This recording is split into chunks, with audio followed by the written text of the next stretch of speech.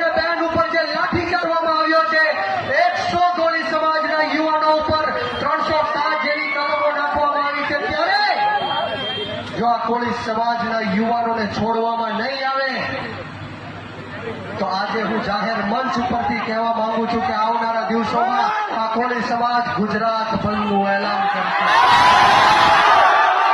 અને સમગ્ર ગુજરાતનો કોળી સમાજ વિક્ષયાની અંદર આવીને સમાજને ન્યાય અપાવવાની હાકલ કરશે. મિત્રો,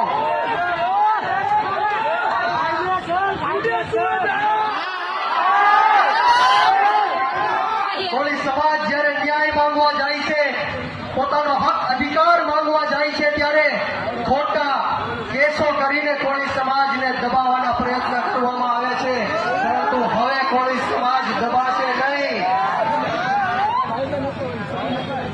અહીંયા પિક્ચરના પુષ્પા હારા હારા ઝૂકી જાય આ એમ કોળી સમાજ